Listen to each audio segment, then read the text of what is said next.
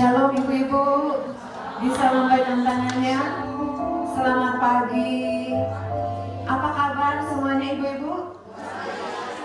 Disertai Tuhan luar biasa ya. Kita punya Allah yang luar biasa, Allah yang dahsyat.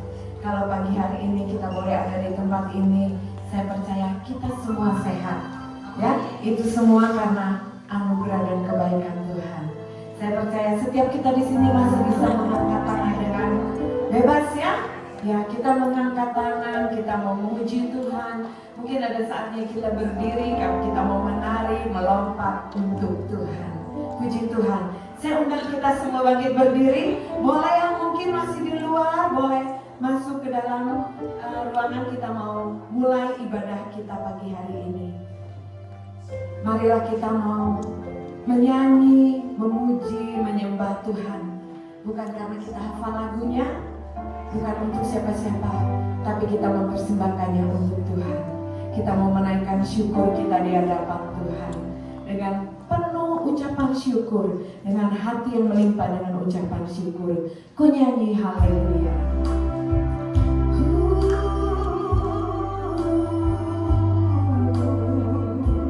Terima kasih Tuhan, kami mau datang di hadirat-Mu dengan penuh ucapan syukur. Terima kasih Yesus, terima kasih. Haleluya. Bapakku datang menyembah-Mu di sini. Bapakku datang menyembah-Mu.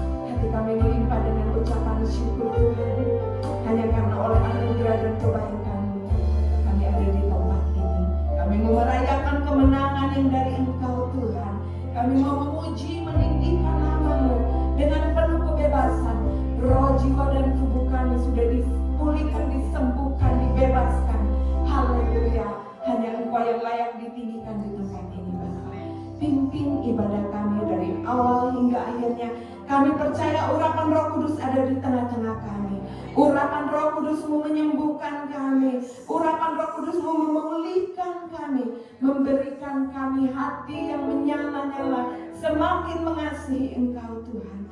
Terima kasih. Saat kami pulang, kami sudah tidak sama karena kami sudah disembuhkan, kami sudah dipulihkan, kami sudah dibangkitkan, kami sudah dibaharui. Dan puji nama-Mu Yesus, di dalam nama Tuhan Yesus. Haleluya. Kita sama-sama katakan amin. Haleluya. Beri kemuliaan bagi Tuhan. Ibu-ibu, bulan ini adalah bulan kita memperingati baik hari kematian dan hari kebangkitan Tuhan Yesus. Tuhan Yesus tidak hanya mati, tapi Dia sudah bangkit. Dia hidup untuk kita. Katakan, boleh katakan kiri kananmu, Tuhan Yesus hidup. Amin. Tuhan Yesus hidup. Kita menaikkan pujian ini bersama-sama, sebab Dia hidup. Ada hari esok ya. Dengan imanmu katakan, sebab Dia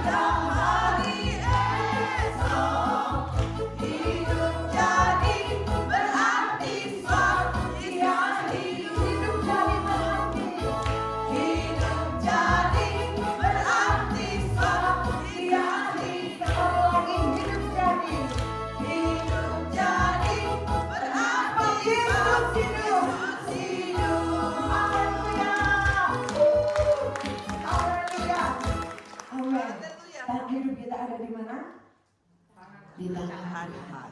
Lagu tadi mengatakan apapun yang terjadi hidup kita ada di tangan Tuhan. Kita aman di dalam tangan Tuhan. Masih semangat ya? Kita mau menaikkan pujian yang berkata Dia Raja. Haleluya. Mari kita datang bersyukur ke hadapannya. Haleluya. Tepuk tangan di atas kepala coba.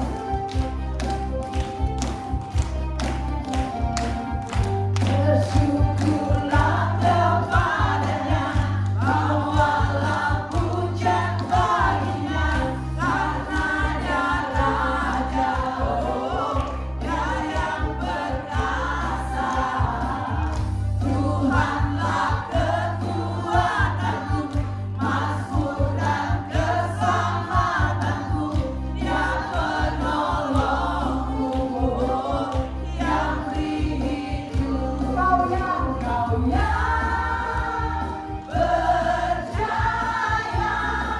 seluruh semesta sujud menyembah.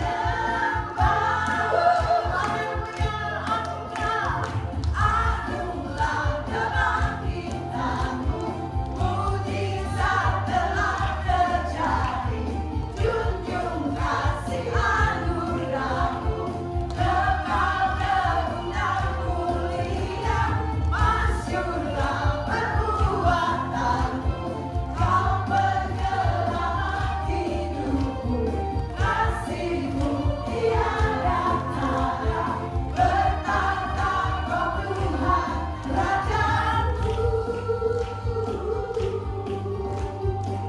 Dan kita mau datang bersyukur. Haleluya. Dengan segenap hatimu katakan, bersyukurlah kepadanya, bawalah pujian baginya, karena Dia Raja, oh Dia yang perkasa. Tuhanlah kekuatanku, mazmur dan keselamatanku, Dia penolongku, yang beri hidup. Kau yang berjaya, seluruh semesta sujud menyembah. Haleluya.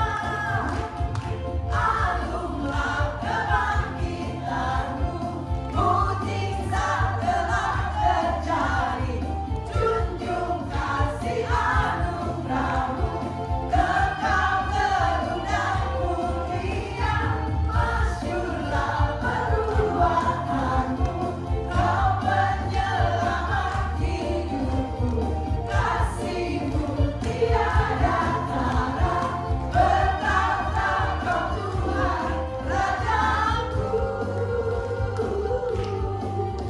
Haleluya, Kau yang berjaya, Kau yang berjaya, seluruh semesta sujud menyembah. Haleluya, agunglah kebangkitanmu, mujizat telah terjadi, junjung kasih anugerahmu, kekal kegunaan mulia, masyurlah perbuatanmu, kau penyelamat hidupku, kasihmu tiada tara, bertata Kau Tuhan Rajaku. Haleluya, Yesus Raja. Haleluya, haleluya. Dia Raja di atas segala raja. Amin, amin. Kita merayakan kebangkitan Tuhan, ajaib kebangkitan Tuhan kita. Kita mau siapkan hati kita, teduhkan hati kita, untuk kita boleh terima firman Tuhan. Harapanku, hanya Engkaulah satu-satunya pengharapan kami Tuhan. Terima kasih Yesus.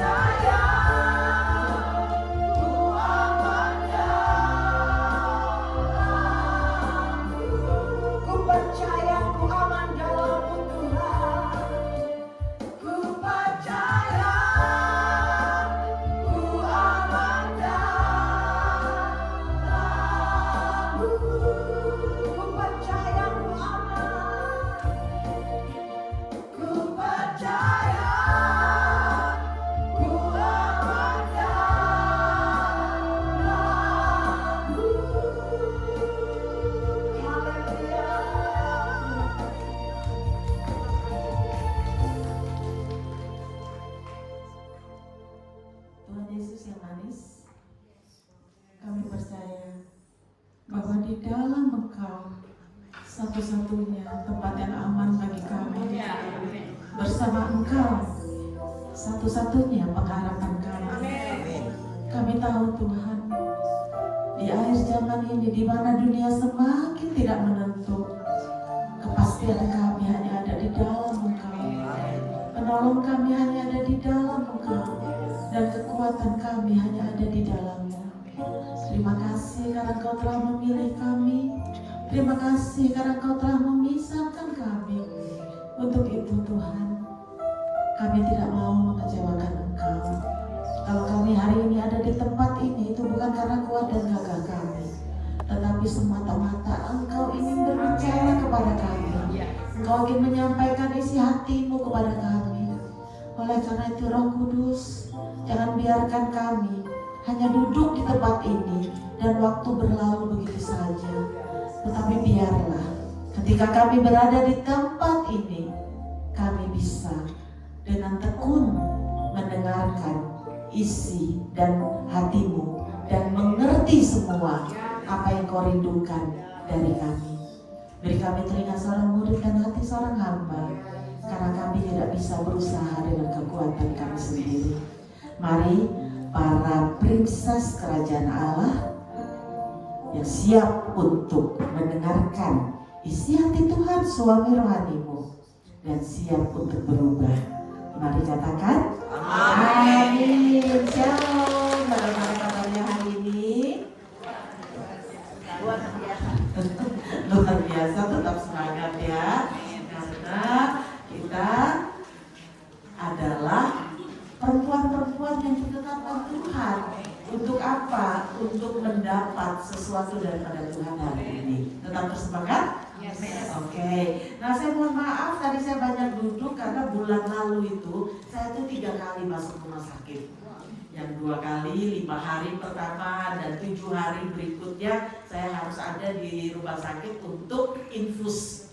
Ya, karena saya dari kecil itu kan punya kelainan di ginjal, di saluran kencing saya, di kandung kencing saya, dan akhirnya naik ke ginjal saya.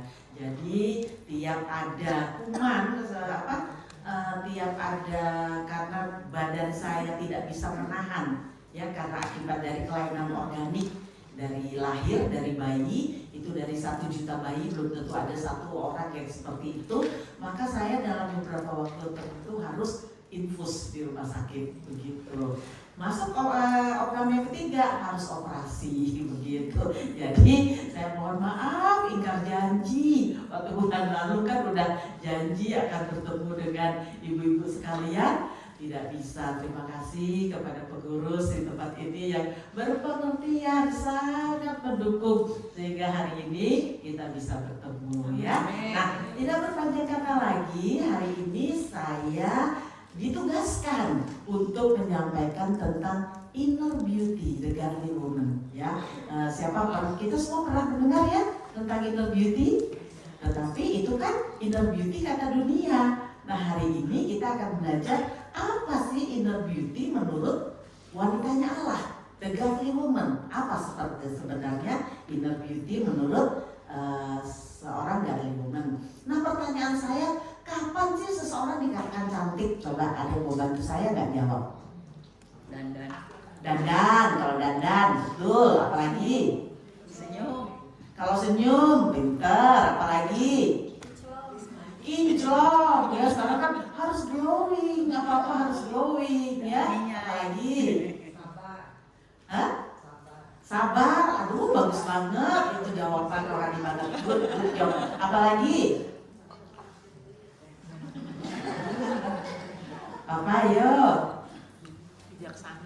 Bijaksana, benar. Kita di GBI ini, WBI ini kita sudah belajar apa? Wanita cakap berdampak, ya. Oh iya, ini kan bukan di GBI ya, ini kan di PD. Ya, tentang tempatnya GBI, jadi aku ingatnya wanita cakap berdampak, begitu. Nah, seseorang dikatakan cantik menurut dunia kalau berwajah sempurna. Matanya, bibirnya, hidungnya mancung, ya. Maka sekarang kan rumah sakit di Korea kebanjiran omset karena orang-orang Indonesia oplas semuanya ya. Mahal ini dioplas malah jadi nggak kenal lagi, cantikan dulu. salah pilih dokter dia ya. Nah, terus kapan nih wanita dikatakan cantik? Kalau tubuhnya proporsional. Makanya lebih kecantikan apa? Slimming ya. Laris banget ya. Saya 3 tahun ini kan banyak di Amerika ya, kadang 2 bulan, kadang 3 bulan, kadang 6 bulan. Kalau kita pergi ke supermarket, isinya tuh untuk slimming semua. Karena apa? Orang Amerika itu 90% gendut semua. Jadi di sana semua macam isinya tuh tentang susu slimming, makanan slimming dan lain sebagainya ya. Kemudian seseorang dikatakan cantik kalau berkulit putih halus, benar nggak? Iya, siapa coba yang nggak pengen putih? Semuanya pengen putih seperti itu ya. Kemudian berambut indah. Nah, sebenarnya apa yang kita bicarakan semua itu adalah outer beauty, kecantikan fisik. Dan untuk mendapatkannya, seorang wanita harus memperhatikan apa? Pola hidupnya, kebersihan tubuhnya, perawatan rambutnya, dandanannya, cara berpakaiannya, cara berjalannya, semuanya itu memerlukan apa? Biaya, benar nggak? Ya. Nah, pandangan dunia tentang beauty apa? Kesimpulannya bahwa dunia menganggap bahwa kecantikan itu tergantung dari penampilan kita dan kata orang. Jadi apa kata orang, pendapat orang itu sangat didengarkan. Ya, kalau kita dinilai oleh seseorang, kalau oleh orang-orang di luar kita cantik, kita putih, kita lain sebagainya itu, maka orang itu merasa puas dan merasa berharga. Ketika lingkungannya tidak menilai dia seperti itu, maka dia akan menjadi sedih dan merasa tidak berharga ya. Bahkan dunia memberikan janji-janji palsu. Dikatakan bahwa orang yang cantik pasti bahagia hidupnya. Benar nggak? Kita sering dengar seperti itu ya. Orang yang cantik pasti populer. Orang yang cantik pasti diinginkan pria. Orang yang cantik pasti enteng jodoh. Itulah yang beredar di dunia ini ya. Jadi apa yang kita sebutkan tadi menjawab kenapa sih kecantikan fisik menurut dunia itu penting. Nah, Anda dan saya bukan berasal dari dunia ini. Bahkan jelas-jelas firman Tuhan berkata, Anda dan saya bukan warga negara dunia ini. Tetapi kita warga negara apa? Warga negara kerajaan surga. Jadi pastinya definisi kecantikan menurut kerajaan surga pasti berbeda daripada definisi kecantikan menurut dunia ya. Nah, apa sih kata Tuhan definisi kecantikan itu? Roma 8 ayat 5 berkata seperti ini. Kita baca sama-sama yuk. 3, 2, 1. Sebab mereka yang hidup menurut daging memikirkan hal-hal yang dari daging. Mereka yang hidup menurut roh memikirkan hal-hal yang dari roh. Jadi karena Anda dan saya adalah warga negara kerajaan sorga, maka kita tidak memikirkan lagi hal-hal yang dari dunia ini, hal-hal yang menurut versi dunia ini. Tetapi semua hal yang kita pikirkan harus mempunyai nilai-nilai kerajaan sorga. Ada amin? Amin. Nah, jadi apa sih rencana Tuhan ketika menciptakan kita sebagai perempuan ya? Yuk kita lihat. Rencana Tuhan terhadap perempuan, kita diciptakan dengan cara istimewa. Kalau kita mundur lagi ke Kejadian, maka Tuhan mengambil debu tanah dan membentuk. Membentuk tuh diapain? Dipegang pakai tangan, dikepal-kepal, ya kan? Terus diremes-remes, dibentuklah menjadi seorang manusia laki-laki. Kemudian dihembuskan nafas hidup, diberikan roh Allah. Tetapi Adam diciptakan sesuai serupa dan segambar dengan Allah, sempurna. Tetapi ketika menciptakan kita perempuan, Tuhan tidak pakai cara yang sama lagi, walaupun hasilnya sempurna. Tetapi Tuhan mengambil kita bukan dari debu dan tanah, tetapi dari laki-laki yang sudah sempurna. Dan dari laki-laki yang sudah serupa dan segambar dengan Allah itu, Tuhan mengambil tulang rusuknya. Oleh Tuhan bukan dibentuk, dibangun. Dibangun itu apa? Lebih teliti dari dibentuk. Kalau dibentuk kan tadi saya bilang kan dikepal-kepal, ya kan? Diukir-ukir lah, begitu lah. Tetapi kalau dibangun artinya apa? Ukurannya pas, presisinya itu pas. Makanya apa? Bahu kita lebih kecil daripada bahu laki-laki. Karena Tuhan lihat nggak cocok. Kalau bahu perempuan tuh tegap gitu, enggak. Pinggangnya dikecilin, pinggulnya digedein, biar semrohai kayak biola ya. Tuhan memandang bahwa pada perempuan harus tampil menarik, cantik, lemah gemulai, ya, ya. Kita diciptakan dengan cara istimewa, dibangun. Kemudian sederajat dengan laki-laki. Anda dan saya diciptakan sama dengan laki-laki, mempunyai menjadi imam dan raja sama, ya. Kemudian teman pewaris laki-laki, kedudukan kita itu sangat istimewa. Dikatakan di dalam firman Tuhan bahwa laki-laki harus menghormati istrinya sebagai teman pewaris kasih karunia. Kalau laki-laki suami kita tidak menghormati kita, kata Tuhan apa? Doamu pasti terhalang. Begitu istimewanya kita di mata Tuhan. Amin. Coba beri senyum dulu kepada teman di samping Anda. Katakan kita itu istimewa loh.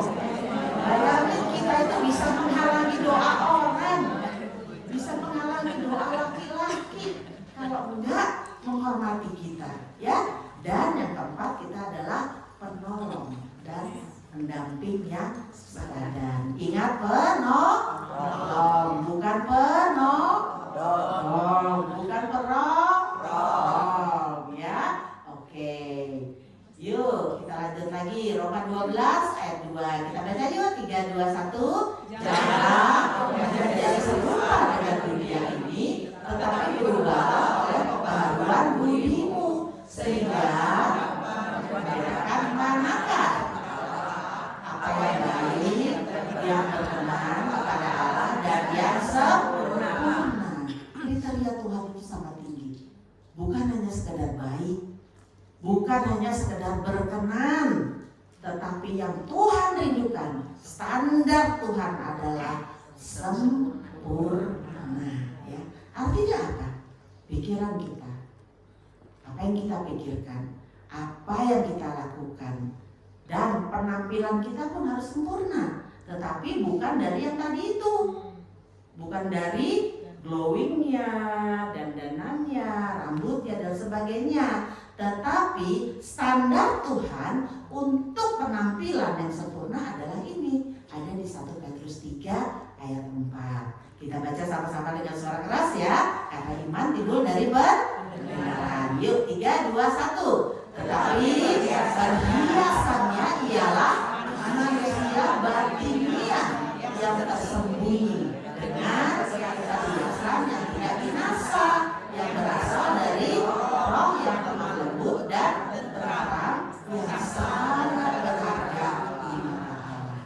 Jadi bagi Tuhan yang berharga itu bukan emas, walaupun sekarang emas harganya mahal banget. Di mata Tuhan yang berharga bukan berlian, bukan zamrud, bukan batu permata apapun, enggak. Kita lihat di mata Tuhan yang berharga, perhiasan yang paling indah di mata Tuhan adalah manusia batiniah kita. Di mana manusia batiniah itu adanya? Yaitu di dalam perhiasan yang tidak binasa. Apa sih perhiasan yang tidak dapat binasa kata Tuhan? roh yang lemah, lembut, dan tenteram. Itu sangat berharga di mata Tuhan. Jadi, ayo perempuan, princess kerajaan Allah di mata Tuhan yang sangat berharga adalah roh yang lemah lembut dan tenteram. Gimana ya? Padahal penelitian membuktikan bahwa setiap perempuan harus mengeluarkan kata-kata minimal 13.400 kata supaya nggak stres. Kalau lagi stres sedang, kita perempuan mengeluarkan 25.000 kata. Kalau lagi stres berat, 50.000 kata. Bayangin, suami kita, anak-anak kita bakal enggak kupingnya dengerin kita ngomong merepet terus 50.000 kata. Sementara kata Tuhan, roh yang lemah lembut, berkata-kata boleh, tapi harus dilakukan dengan lemah lembut. Saya sekarang sedang melayani konseling beberapa perempuan. Mereka ngeluh, Bu, suami saya itu begini, suami saya begini, suami saya begini, suami saya begini. Saya tanya, stop dulu. Jangan sibuk ngomongin suamimu. Nggak selesai ngomongin suami, Mak. Sekarang yang aku tanya, apa harapanmu untuk suamimu? Ketika ditanya harapannya tentang suamimu, mereka nggak bisa jawab loh. Karena apa? Karena kita rata-rata senang mengalami itu. Kita terlarut di dalam masalah kita. Kita menikmati masalah-masalah kita tentang suami kita yang nggak bisa ini, nggak bisa itu, nggak bisa ini. Tetapi kita lupa harapan kita apa. Kalau kita tahu harapan kita apa tentang suami kita atau tentang sesuatu hal, maka kita fokus aja di situ. Ketika kita rindu, harapannya tuh suamiku menjadi imam keluarga, menjadi gambaran Allah. Nah, kalau Anda rindu suamimu menjadi gambaran Allah, sudahkah dia mendapat penolong yang tepat? Jangan suami datang dicerewetin terus. Tadi 50.000 kata itu. Sementara dia perlu penghiburan, kekuatan. Benar nggak?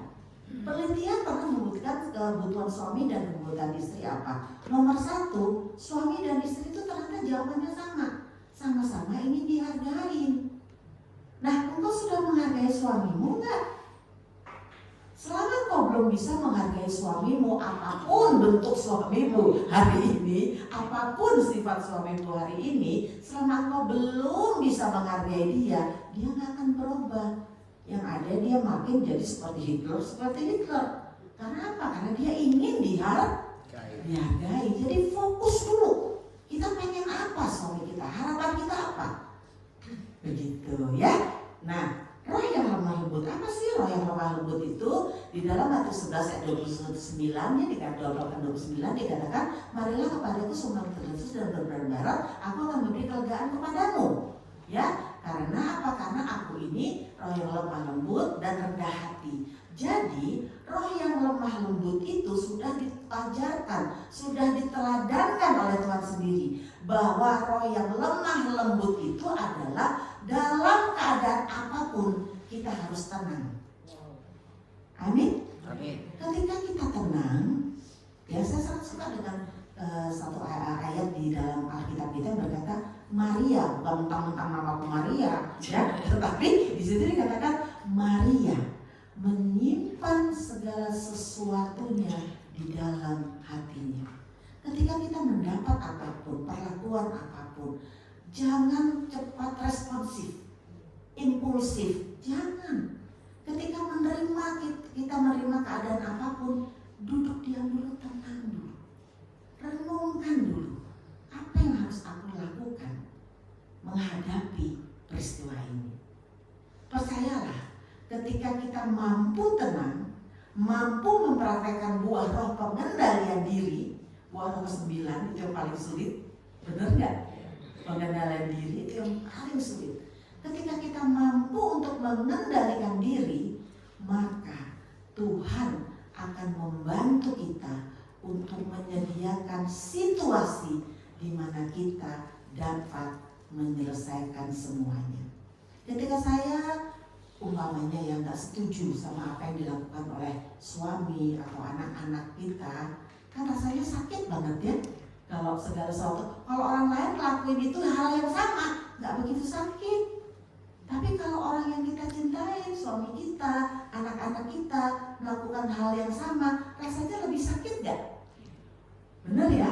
Lebih sakit. Nah, kalau orang-orang yang kita kasihi melakukan sesuatu, jangan langsung marah, jangan langsung ngomel. Tetapi tenang dulu, minta Tuhan, aku merasa sakit deh dengan peristiwa ini. Tuhan tolong ya, bikin suatu kondisi di mana aku dapat masuk mengatakan tentang apa yang aku rasakan. Jadi biasanya pasti Tuhan izinkan dalam suatu percakapan tiba-tiba kita bisa masuk. Kita bisa masuk menyatakan sebenarnya waktu kemarin waktu kamu melakukan ini aku merasa gak enak loh hatiku. Begitu. Nah dengan seperti itu biasanya akan menjadi baik hasilnya. Ya. Yang kedua, orang yang lemah lembut tadi ya Tuhan Yesus roh lemah lembut adalah roh lemah lembut dan rendah hati. Orang yang rendah hati itu sangat diperkenan Tuhan. Kenapa sih? Kerendah hatian sangat disukai Tuhan. Bahkan dikatakan kerendah hatian kita itu adalah kunci untuk mendapatkan hikmat Tuhan. Di dalam Amsal 2 ayat 4-6 dikatakan di situ bahwa seseorang yang mencari hikmat Tuhan itu mencarinya lebih daripada mencari perak, lebih daripada mencari permata. Dia akan mencari hikmat itu seperti mencari harta karun yang terpendam. Orang kalau mencari harta karun gimana sikapnya?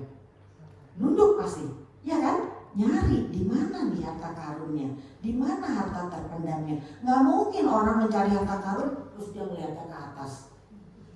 Orang gila itu. Harta karun itu kan dipendam di bawah, dia nyarinya ke atas. Itu menandakan apa? Bahwa untuk mencari hikmat Tuhan kita harus merendahkan hati kita. Ada amin? Amin. Dalam hidup ini yang kita perlukan adalah hikmat Tuhan, betul gak? Tetapi kita sering bingung. Ini karena apa? Karena ada hikmat dunia, ada hikmat Tuhan. Orang sering tanya, gimana sih caranya dapat hikmat Tuhan? Gimana caranya? Nanti kita akan belajar di slide berikutnya ya. Orang roh yang lemah lembut adalah selalu mau belajar dan diajar. Kenapa? Karena hikmat tinggal bersama kecerdasan. Percaya nggak? Ayo kita buka dulu. Pak, saya bisa tolong dibantu kah? Untuk isi itu Amsal 8 ayat 12. Satu ayat ini aja yang saya akan buka hari ini. Amsal 8 ayat 12.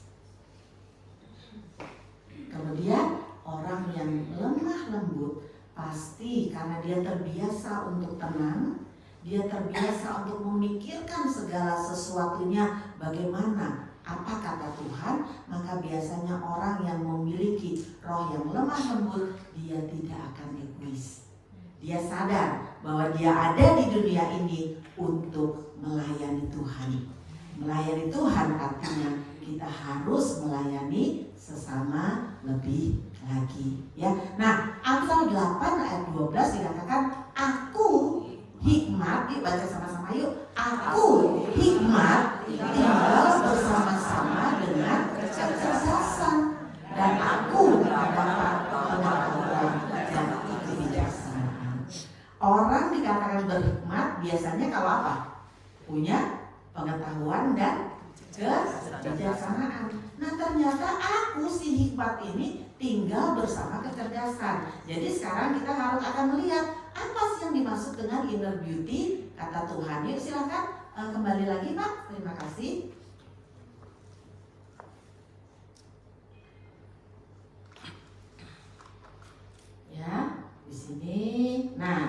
Jadi definisi inner beauty adalah kecantikan yang memancar keluar berasal dari dalam diri seorang wanita, tidak berhubungan dengan kecantikan fisik. Setiap perempuan bisa memilikinya, ya. Perempuan dunia pun bisa memilikinya. Tetapi Anda dan saya adalah the godly woman. Anda dan saya adalah perempuannya Allah, princess kerajaan Allah, mempelainya Allah. Definisi inner beauty kita berbeda dengan orang dunia. Inner beauty kita yang pertama terdiri dari 4B, ya. Yang pertama, kecantikan batiniah kita, ya, itu harus berasal dari apa? Dari B yang pertama, yaitu brain kita. Tadi dikatakan brain kita tuh akan berhubungan dengan apa? Dengan hikmat kita. Kenapa sih hikmat itu? Tadi kan dikatakan aku hikmat berada bersama kecerdasan. Artinya apa? Hikmat itu diawali semuanya ada di kepala kita. Ya, hikmat dan kecerdasan itu ada di kepala kita.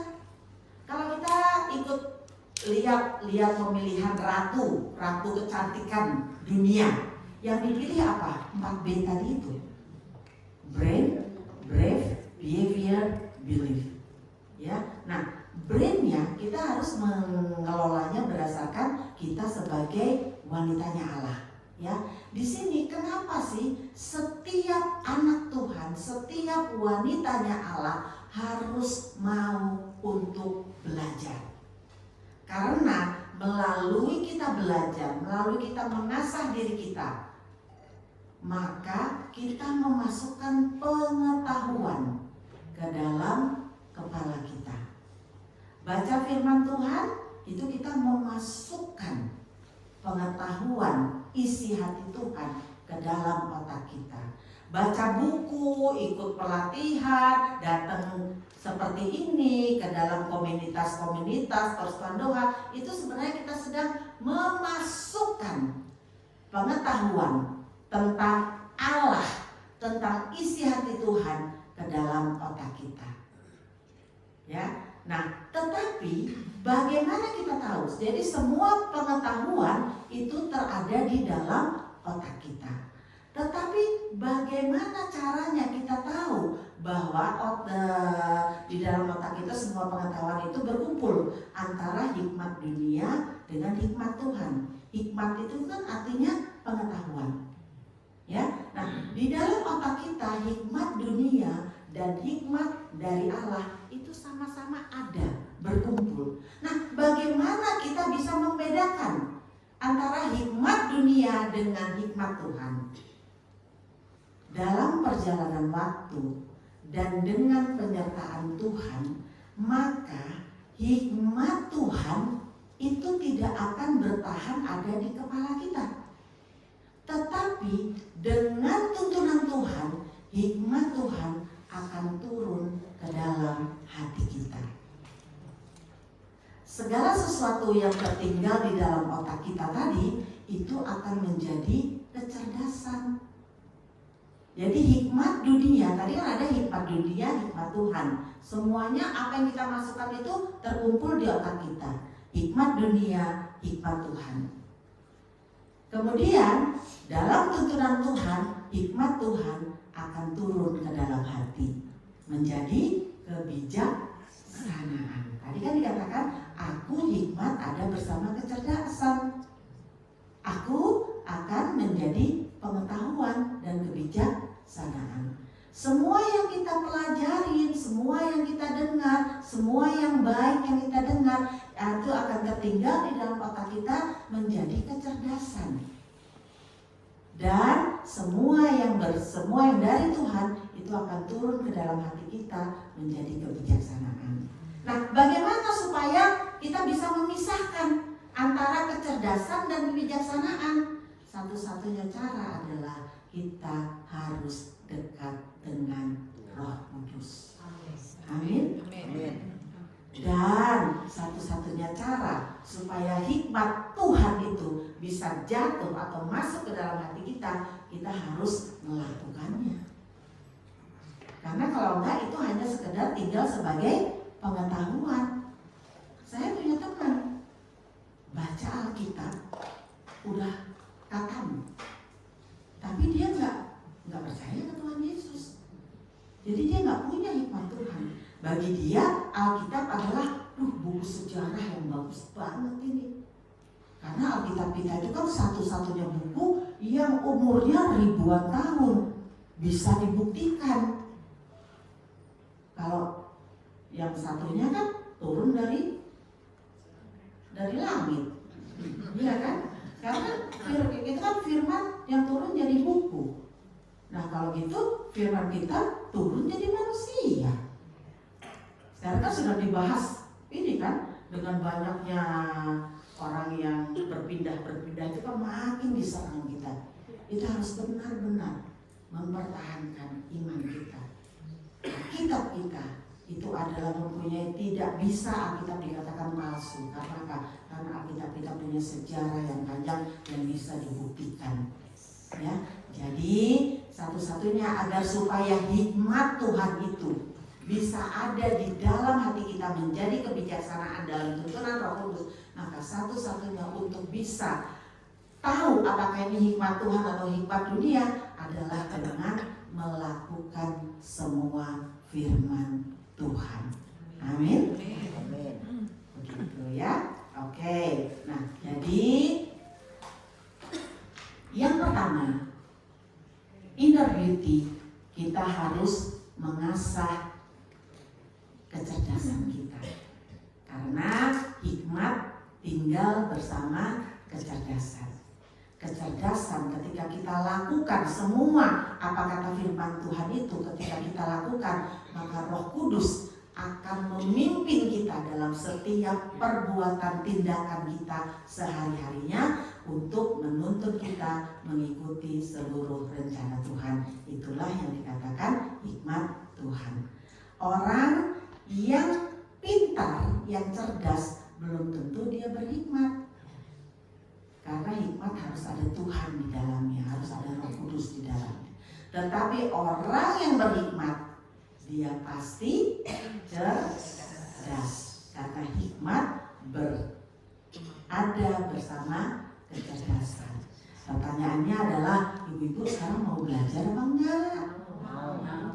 Banyak ibu-ibu kalau suruh belajar, saya apa ibu rumah tangga, yang belajar mah anak-anak Sekarang kita tahu ya bahwa hikmat berada bersama kecerdasan. Jadi mau nggak mau kita harus baca firman Tuhan. Kita harus belajar pengetahuan yang lain. Karena pengetahuan yang lain bersama firman Tuhan itu nanti akan disaring oleh Roh Kudus untuk dipisahkan. Mana yang merupakan pengetahuan, mana yang merupakan kebijaksanaan. Amsal 8 ayat 12. Setiap orang harus berpengetahuan dan berkebijaksanaan. Ya. Yang kedua, bisa diterima nggak? Sampai sini bisa ya. Yang kedua adalah seorang dikatakan punya kecantikan batiniah ketika dia brave atau berani. Di dalam Ester 4 ayat 16 dikatakan berani dalam membuat sebuah pilihan dan keputusan. Esther adalah salah seorang the godly woman yang sangat dikasihi Tuhan. Karena apa? Karena dia berani membuat karena dia berani membuat keputusan, berani mengambil keputusan, berani membuat pilihan. Ya, jadi sikap seorang godly woman adalah dia berani untuk apa? Hidup di bawah otoritas kerajaan Allah. Dia berani menolak hal-hal yang gak sesuai sama kerajaan Allah. Untuk itu perlu hikmat. Ini mana nih? Ini yang menyenangkan hati Tuhan atau tidak? Ya, nah seorang godly woman dia berani untuk memilih hidup di dalam kebenaran. Jadi untuk menjadi seorang godly woman itu gampang, berani aja. Berani apa? Berani untuk hanya hidup di dalam otoritas kerajaan. Kalau Tuhan bilang nggak boleh, ya sudah jangan dilakuin. Berani hidup di dalam kebenaran. Kalau nggak benar, ya udah jangan dilakuin. itu sangat mempermudah hidup kita. Amin. Yang ketiga, kenapa godly woman harus mempunyai sikap berani hidup di dalam otoritas kerajaan sorga dan hidup di dalam kebenaran? Karena apa? Tanpa sikap ini Anda tidak mungkin berproses menjadi dewasa. Kenapa kita harus menjadi dewasa? Karena Anda dan saya adalah mempelainya Kristus. Pernah lihat orang kawin sama yang digandeng ternyata di altar anak-anak? Pernah lihat seperti itu? Enggak kan? Ketika mempelai jalan di altar, dia pasti menggandeng mempelainya yang dewasa. Nah, mari kita tanamkan di dalam hati kita hari ini bahwa ketika kita tidak dewasa, ketika kita tidak berani hidup di dalam otoritas kerajaan, ketika kita tidak berani memutuskan untuk hidup hanya di dalam kebenaran Tuhan, maka kita belum disebut wanita dewasa. Kita belum disebut mempelainya Tuhan. Siapa rindu menjadi mempelai Tuhan hari ini? Bersikap dewasa, bersikap berani. Untuk apa? Hanya hidup di dalam otoritas kerajaan dan di dalam kebenaran Tuhan. Yang ketiga, B yang ketiga adalah behavior atau perilaku. Seseorang dikatakan mempunyai inner beauty atau mempunyai manusia batinia adalah ketika dia mempunyai pola pikir, tindakan, hati yang benar-benar hanya tertuju kepada Tuhan. Sekarang gimana caranya supaya karakter kita itu bisa menjadi karakter Kristus? Goal kita kan seperti itu loh, bahwa kita harus mempunyai karakter seperti karakter Kristus. Karakter itu berbicara tentang apa? Pola pikir kita, roh kita, tindakan kita, tubuh kita melakukan apa, hati kita melakukan apa, bagaimana. Firman Tuhan berkata, jagalah hatimu dengan segala kewaspadaan, karena dari situlah mengalir kehidupan. Kenapa kita harus menjaga hati kita? Bukan jagalah kepalamu dengan segala kewaspadaan. Walaupun di dalam kepala itu tadi kan ada hikmat, ada kecerdasan. Tetapi hikmat tidak akan bertahan terus di dalam otak kita. Hikmat itu akan turun ke dalam hati. Kenapa kita harus menjaga hati kita dengan segala kewaspadaan? Karena di hati kita lah Roh Kudus tinggal berdiam. Ada amin? Jadi pola pikir kita, tindakan kita, hati kita di mana ada Roh Kudus di dalamnya harus kita jaga benar-benar sesuai dengan isi hatinya Tuhan. Nah, caranya gimana supaya jadi karakter? Penelitian membuktikan segala sesuatu yang kita lakukan 21 kali berturut-turut itu akan menjadi kebiasaan. Kebiasaan itu apa? Artinya otomatis. Otomatis kita kerjain. Sekarang aku tanya ke ibu-ibu, kalau habis bedakan ibu-ibu ngapain terus?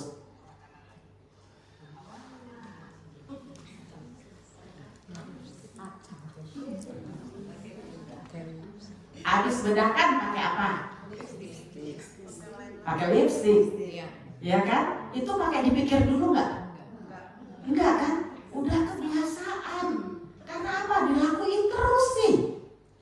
Habis bedakan pasti pakai lipstik dulu.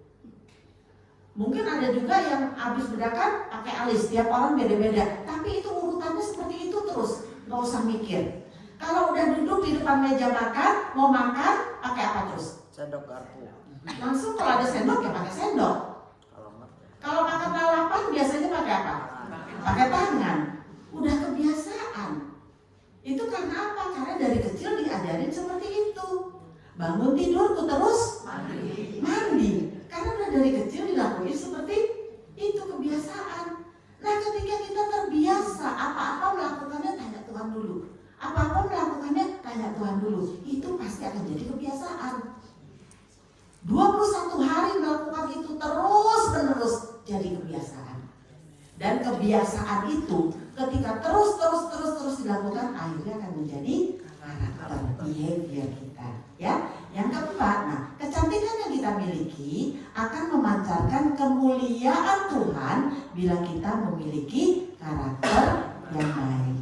Orang secantik apapun, pakai baju semahal apapun, kalau karakternya tidak karakter Tuhan, nggak akan memancarkan kemuliaan Tuhan. Ya.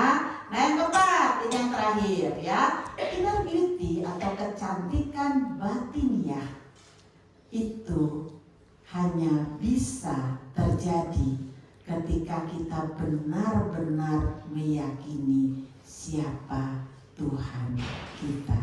Ada amin? Amin. Di situ di Amsal 16 ayat 20 dikatakan apa? Kita baca sama-sama yuk.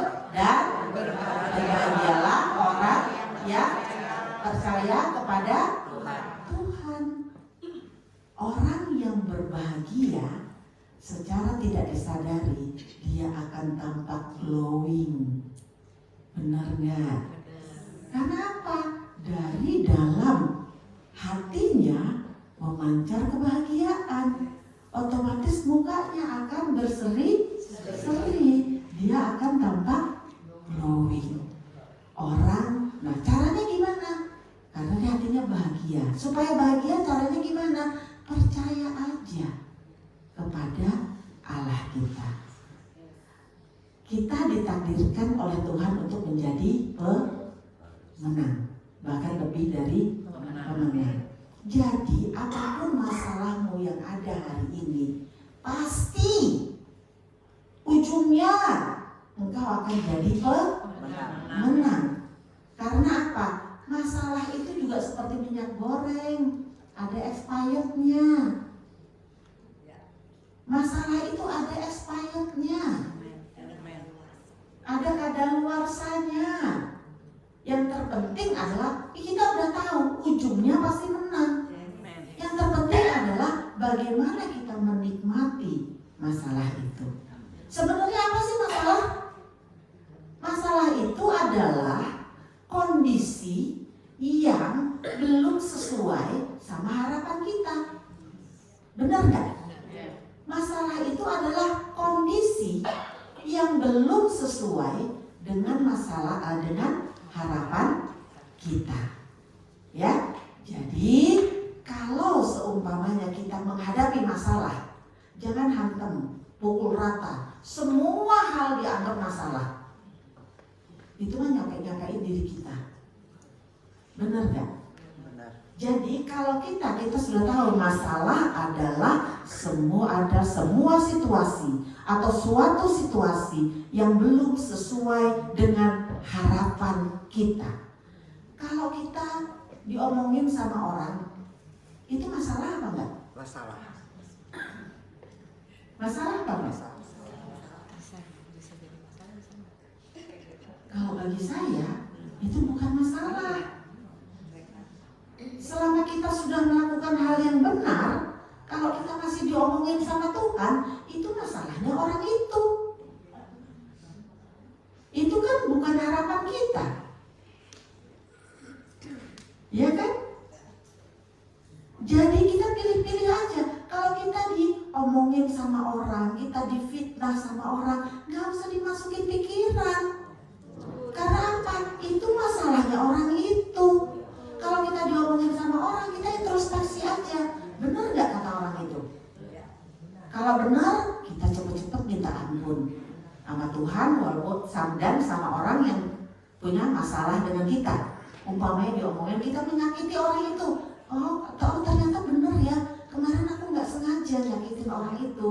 Ketika aku salaman sama dia, aku lagi jadi aser nih, aku salaman sama dia, tiba-tiba aku dipanggil orang, aku noleh. Nah orang itu sakit hati. Oh wajar ya orang itu sakit hati. Ya sudah, selesai aja, minta ampun aja, minta maaf aja sama dia. Tapi kalau kita sudah melakukan hal yang benar, kita kan tadi di Godly Woman sudah tunduk pada otoritas Tuhan, kerajaan surga, sudah melakukan segala sesuatu dengan benar, dengan tuntunan hikmat Tuhan, kita masih diomongin orang, ya udah itu masalahnya dia. Dengan begitu kita bisa fokus pada masalah-masalah yang memang diizinkan Tuhan untuk merubah karakter kita. Sebenarnya ketika Tuhan sedang mengizinkan kita ada di dalam satu masalah, Tuhan gak sedang ingin menyiksa kita. Tetapi bagi Tuhan tuh gampang banget kok merubah masalah kita menjadi kemenangan. Seperti membalikkan telapak tangan, gampang. Tetapi tujuan Tuhan ketika mengizinkan kita ada di dalam satu masalah, maka itu adalah untuk merubah karakter kita. Beberapa bulan ini saya diizinkan oleh Tuhan ada dalam satu masalah, 5 menit lagi ya.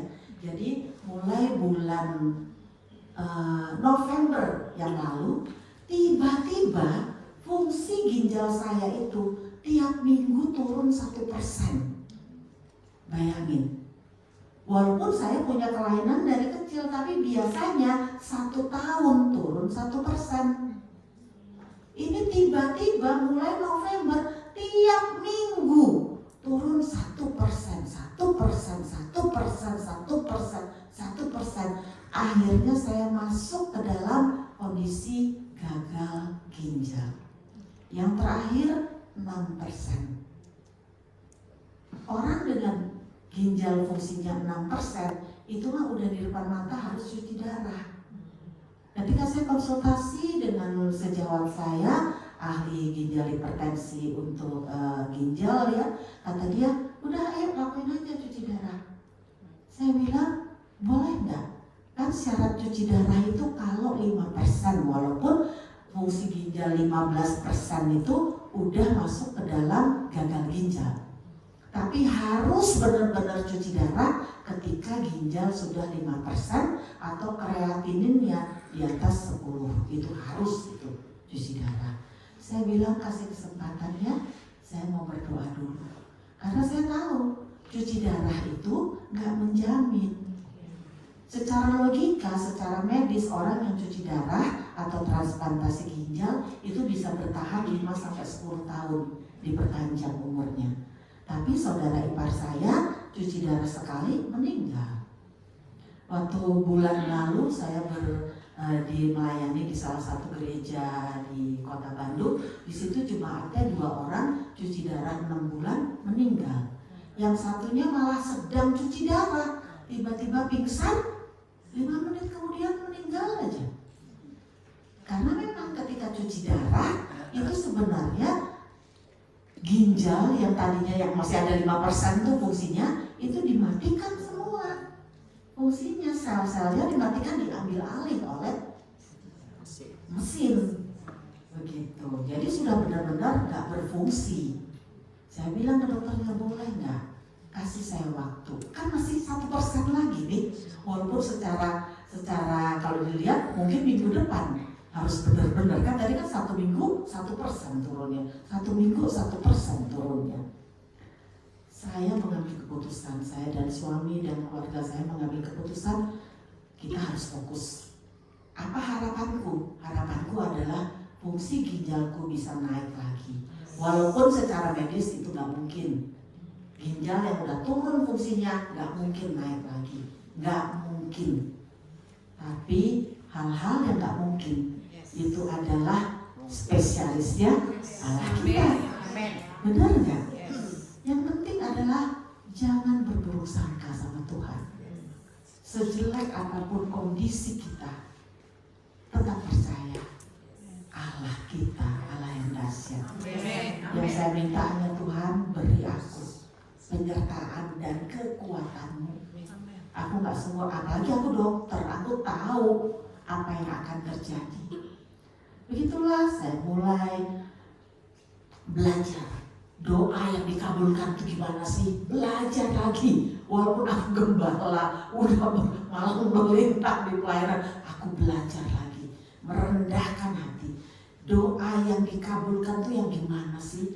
Hizkia ketika meminta tambahan umur 15 tahun lagi itu apa sih yang dia ucapkan? Belajar lagi. Yang menyenangkan Tuhan itu apa sih? Tanya lagi ke Tuhan. Tuhan mengingatkan. Penyembahan. saja dilakukan ketika kamu dalam keadaan puncak hidupmu. Tetapi ketika engkau dalam lembah kelam, ketika air matamu udah rasanya habis, gak bisa lagi untuk menolong keadaanmu, maka penyembahanmu adalah satu-satunya yang bersinar di hadapan Tuhan. Saya memutuskan tiap hari bangun jam 2 pagi. Untuk apa? Menyembah Tuhan. Ketika saya menyanyi, Tuhan begitu. Kita kan sering bilang penyembahan itu mah lagu lambat. Benar gak? Worship itu lagu lambat. Kita bilang penyembahan itu menyanyi. Ternyata enggak. Penyembahan itu bukan hanya sekedar menyanyi, tapi penyembahan itu adalah hidup kita yang kita serahkan fokus hanya kepada Tuhan, semata-mata hanya bertanya dan menyenangkan Dia, semata-mata hanya melakukan semua kehendak Dia apapun keadaanmu. Akhirnya apa yang terjadi? Ginjal saya naik 1%.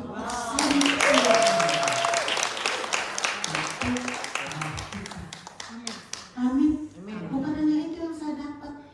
Saya dapat beberapa berkat ketika dalam air mata saya, dalam penyembahan saya, ketika saya menyanyi, Tuhan ingatkan, menyanyi sampai engkau menyembah. Menyembah berbicara hati, berbicara hidup yang kita serahkan kepada Tuhan.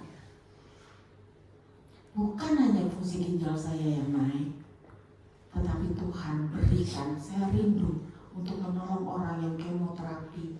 Dia perlu biaya 100 juta, dia gak punya uang belas untuk, padahal dia tuh hamba Tuhan yang sangat setia, sangat luar biasa, loyal sekali sama Tuhan. Diizinkan untuk menderita CA karena dia tiap tahun tuh pap smear, tiap tahun pap smear, hasilnya bagus. Tiba-tiba dia dikasih inspirasi sama Tuhan harus periksa dalam. Padahal baru pap smear, dia periksa dalam. Dokternya curiga, kok kayaknya menebal, kita cek yuk. Ternyata CA cervix stadium 2 di Indonesia. Saya temenin yuk kita di Indonesia untuk kemoterapi. Kalau BPJS 3 bulan nunggunya. Kalau bayar sendiri 2 minggu nunggunya. Akhirnya kita bawa ke negeri tetangga. Biasanya kalau dibawa ke negeri tetangga yang stadium 2 jadi 0. Ternyata nggak kanker. Harapan kita seperti itu, nggak kanker. Ternyata sampai di sana stadium 4. Seluruh rongga perutnya udah penuh sampai ke leher-leher, itu udah menyebar semuanya. Ketika dengar itu di rumah sakit nih, saya nangis sama Tuhan. Saya lebih memikirkan dia karena apa? Saya tahu bagaimana hatinya dia, tulus banget. Saya bilang, Tuhan, aku ingin nolong dia, tapi dari mana dapat 100 juta ini? Tahu nggak apa yang terjadi? 2 jam kemudian saya dapat telepon, saya ada berkat beberapa kali lebih dari itu untuk menolong beberapa orang yang memang saya rindu untuk bisa menolong. Dan ketika saya pelajari, ternyata syarat dari doa yang dijawab Tuhan adalah jangan semata-mata memikirkan diri kita sendiri, tapi mintanya spesifik. Minta spesifik itu artinya kita sebutin apa yang kita pengenin. Saya bilang, saya ingin menolong orang itu. Untuk ginjalku, aku butuh ginjal yang sehat. Ketika kita berdoa, kita minta kebutuhan kita, jangan keinginan kita. Kalau keinginan kita inginnya naik Ferrari. Bener gak? Aku butuh Tuhan untuk uang sekolah anakku. Aku butuh Tuhan untuk kontrak rumah anakku. Untuk aku butuh Tuhan ginjal yang sehat. Bagaimana aku bisa melayani? Bagaimana aku bisa kunjungan ke rumah jemaat kalau ginjalku nggak sehat?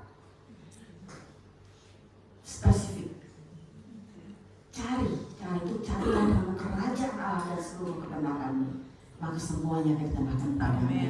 Dan ketuk. Siapa yang diketuk? Pintu, benar. Tapi pintu apa? Pintu hati Tuhan. Amin. Boleh tepuk tangan Tuhan. 1 menit lagi. Dan berbahagialah orang yang percaya kepada Tuhan. Aku banyak belajar kepada iman anak-anakku. Anakku yang paling besar umurnya itu udah 37 tahun. Bolak-balik itu saya tanya, kapan sih Dok kamu ketemu sama yayangmu yang akan menjadi pangeranmu? Dia hanya bilang, Bu, aku tuh gak pernah minta apa-apa loh sama Tuhan. Aku tuh hanya minta sepadan. Benar juga. Di firman Tuhan kan dikatakan jodoh itu harus yang sepadan. Nah dia benar mintanya hanya sepadan, gak minta lain-lain lagi. Padahal kami itu sudah mendoakan berapa belas tahun untuk jodoh anak ini, gak dapat. Akhirnya waktu kami menikahkan anak kami yang bungsu, masih di hotel tuh, habis pesta, saya bilang ke Tuhan, tolong dong gimana ini tugasku sama anak bungsuku kan udah selesai, ini udah menikah nih barusan, anakku yang gede gimana? Kata Tuhan, puasa kamu.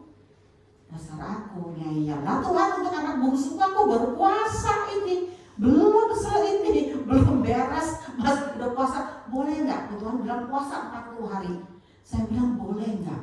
Aku puasa 40, tapi bukan hari ya, 40 kali. Seminggu 2 kali aja ya Tuhan ya. Kata Tuhan, oke deal. Tahu nggak apa yang terjadi? Puasa 2 kali. Aku bedanya waktu itu hari Senin sama hari Kamis. Puasa 2 kali, tiba-tiba anakku bilang, Bu, tolong doain dong, aku mau date. Ya sudah, ibu doa. Mulai hari itu aku doa. Dasar aku tuh suka jahil. Aku mau menguji nih. Buka Alkitab asal-asalan.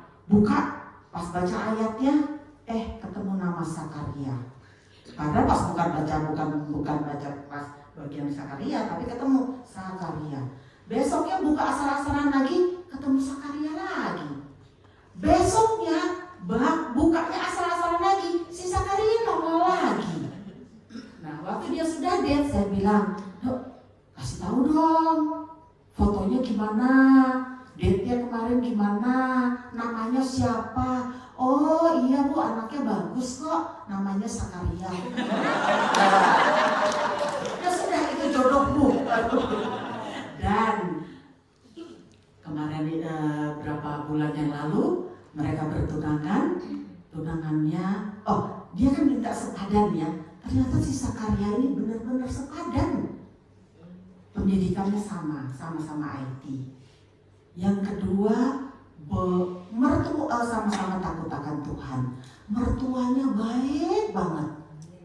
Kalau waktu kami ke Amerika kemarin 6 bulan di sana, biasanya orang bule kan nggak seperti orang Indonesia ya, ketemu dulu, gini enggak. Ini mereka yang undang kita untuk datang ke rumahnya, makan sama-sama dan lain sebagainya. Dan bonusnya adalah salary-nya sama. Salary anakku itu berapa digit gitu ya. Nah, itu udah gajinya dia sama hasil hasil usahanya dia, investasinya dia. Si Sek ini nggak pakai punya usaha sampingan, gajinya sama dengan anakku, sama-sama 200.000 sekian.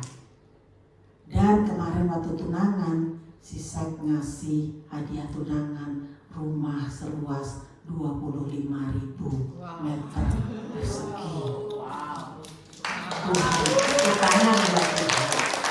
Tuhan gak pernah salah.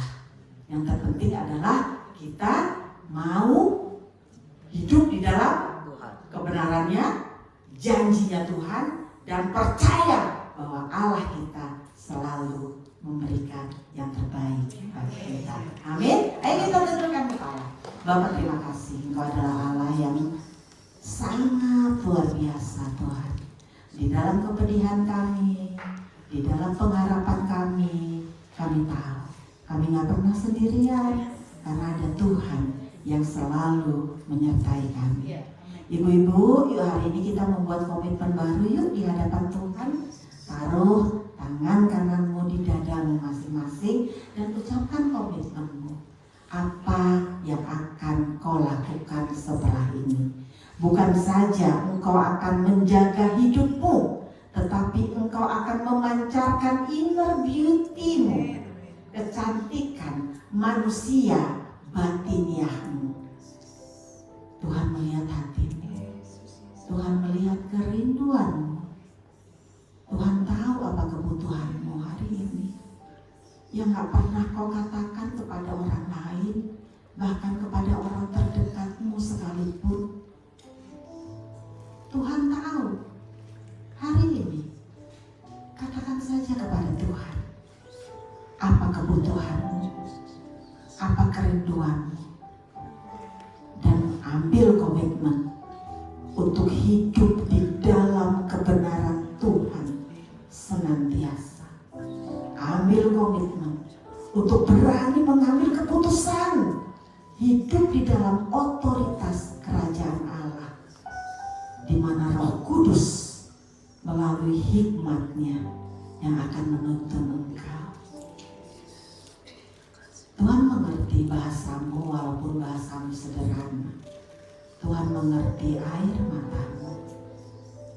Air matamu gak pernah jatuh ke tanah, tetapi selalu ditampung di dalam kirbatnya Tuhan untuk diubah jadi pengabulan atas semua doa-doamu. Terima kasih Tuhan, Engkau baik, sangat baik. Engkau lihat air mata ibu-ibu ini Tuhan, dan Engkau kabulkan apa yang menjadi kerinduan mereka. Beri mereka kekuatan dalam masa penantian ini, masa yang tidak pasti ini.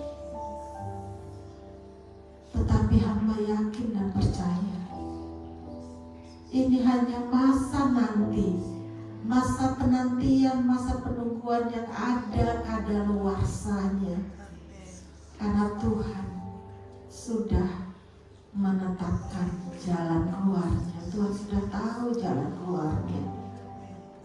Terima kasih Tuhan. Bapa, Engkau melihat tangan-tangan yang ditaruh di dada mereka. Engkau melihat air mata mereka. Engkau mendengar apa seruan mereka. Dan hamba yakin dan percaya mereka tak pernah sendirian. Ada Tuhan, suami rohani kami, yang akan membantu, mendampingi kami, menyertai kami, dan memberi kami kekuatan. Selama masa tunggu ini, biarlah kami tidak hanya memikirkan masalah kami, tidak hanya memikirkan diri kami, tetapi kami tetap memikirkan orang lain, membantu orang lain, menyampaikan kasih Tuhan kepada orang lain. Dan pada saat itulah, ketika kami sibuk melayani orang, ketika kami sibuk menolong orang, ketika kami sibuk menyampaikan kabar baik tentang Engkau kepada orang-orang lain, pada saat itulah masalah kami Tuhan yang selesaikan. Dalam nama Tuhan Yesus, mari semua yang sudah membuat komitmen baru, mari katakan amin.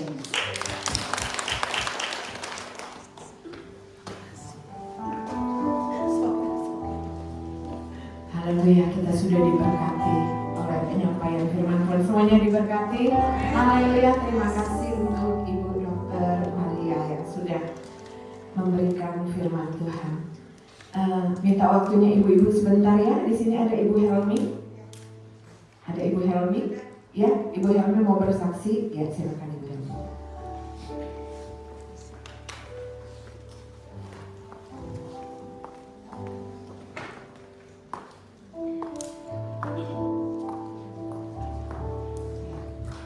Ya, shalom, selamat pagi Ibu Dok. Tuhan itu memang hebat ya, seperti tadi Ibu Dokter katakan bahwa kita nggak usah komplain sama Tuhan. Beberapa waktu yang lalu saya pulang dari Papua, saya brooding. karena saya tipe yang tidak maaf Bu. Saya tidak percaya dokter. Saya tidak percaya obat-obatan. Karena waktu di sekolah Alkitab diajarkan untuk terus beriman kepada Tuhan Yesus. Jadi saya tidak menyampingkan medis, tapi karena diajar seperti itu, jadi saya hanya bergantung kepada Tuhan. Dan singkat cerita, saya divonis CE bagian rahim. Ibu-ibu, waktu itu tidak ada BPJS dan saya harus berobat secara umum. Tahu ya, ibu-ibu, kalau kita berobat secara umum selalu ada duit. Tadinya mau berangkat ke Penang, tapi ketika saya konsultasi sama satu dokter, nggak usah, di sini aja. Gitu. Dan kami ditangani oleh seorang prof. Puji Tuhan, memang cukup mahal ya Bu. Saya harus di kemo, harus diradiasi dan operasi pengangkatan rahim. Total biaya semuanya itu 1.225.000.000. Ya. Nah, saya dan suami itu sebagai pelayan Tuhan, hanya dari Tuhan. Tapi Tuhan luar biasa, dan saya tipenya nggak pernah komplain. Saya terus masuk di dalam worship, karena itu ada tingkatan pujian penyembahan ya. Saya menyembah, saya nggak pernah nyalahin Tuhan. Saya bilang Tuhan baik, ini adalah gift untuk saya. Di balik ini pasti ada rencana Tuhan dan benar. Setelah dinyatakan clear, ya hebat ya Tuhan itu. Maka saya diundang untuk mengisi di solusi. Tepuk tangan untuk Tuhan. Ternyata solusi itu adalah pusat yang membawahi beberapa negara di ASEAN ini. Saya dikasih tema, cerebral cancer tidak bisa disembuhkan, bersama Yesus semua akan diterobosi. Dan kami diundang ke berbagai negara untuk menyaksikan bahwa Tuhan Yesus hebat. Setelah itu kami juga diundang untuk melayani Tuhan, salah satunya di Radio Maestro. Ya, itu cukup kita tahu ya, itu radio yang legend. Dulu saya pernah di sana, tapi karena saya sakit, jadi terpending. Nah Bapak Ibu, saya ini tipe wanita yang kalau saya rasa kuat, saya jalan walaupun berdarah-darah, gitu. Tuhan luar biasa, dan Tuhan juga percayakan untuk saya ngajar di beberapa STT. Tapi secara online, saya katakan bahwa kondisi saya tidak memungkinkan karena saya harus ngajar di beberapa kota dan di beberapa pulau. Jadi secara online. Puji Tuhan, Tuhan pada waktunya menyembuhkan saya. Tepuk tangan untuk Tuhan. Dan saya katakan, thanks God, I love you. Saya katakan, Tuhan itu hebat, bahwa God is good all the time God is good. Nah saudara, setelah saya disembuhkan, bonus-bonus itu terus berjalan. Tolong doakan, minggu depan anak saya akan berangkat ke London mengambil S3. Ya, itu ditanding 40 negara, dia menang terus. Dan akhirnya Senin besok dia akan bersama dengan keluarganya, istri dan anaknya untuk berangkat ke London menyelesaikan S3-nya. Saya katakan, kami sebagai orang tua, kamu lihat, kita hanya bergantung kepada Tuhan. Yang membuat kamu sukses adalah Tuhan. Jadi jangan tinggalkan Tuhan dimanapun berada. Ya, puji Tuhan, jadi negara membiayai dia. Saya bilang, kami orang tua tidak berjanji untuk mengirimkan apa-apa, tidak. Kami hanya kirimkan doa. Puji Tuhan ya. Kalau saya lihat, wow, yang penting di dalam Tuhan jangan komplain, jangan ngomel.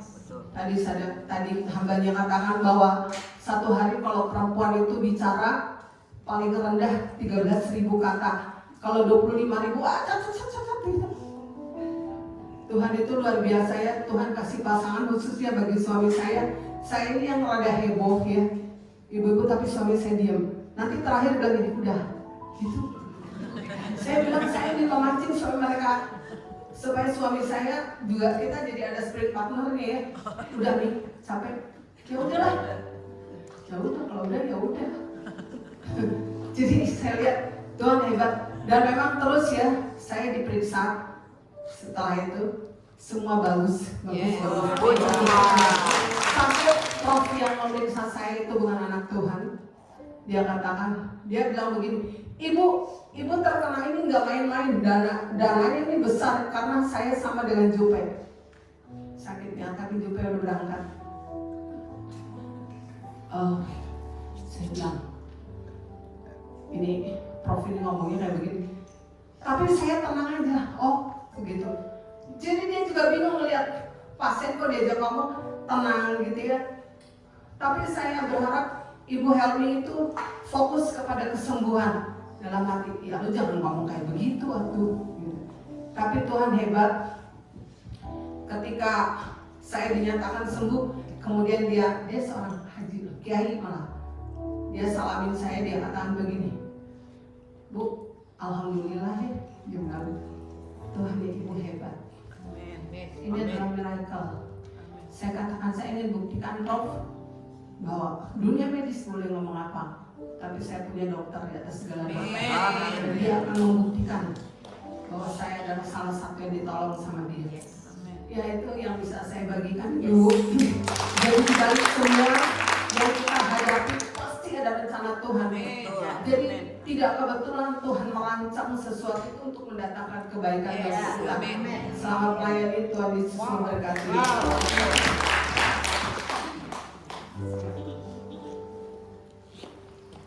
Ayo beri kemuliaan untuk Tuhan. Allah kita dahsyat, Dia Allah penyembuh kita. Haleluya. Kita akan masuk dalam kolektor. Nanti Ibu Mika yang berdoa untuk kolektor. Terima kasih Tuhan Allah Bapa yang di surga. Kami telah menyaksikan begitu hebat Tuhan kita. Kami telah menyaksikan Tuhan Yesus Kristus kesaksian Tuhan dan menyatakan bahwa Engkaulah Allah yang kami dahsyat. Allah kami ya Tuhan, kami sembah di dalam nama Tuhan Yesus Kristus. Kami percaya Tuhan, Engkau akan turun dalam kehidupan kami. Kau memberkati kami ya Bapa.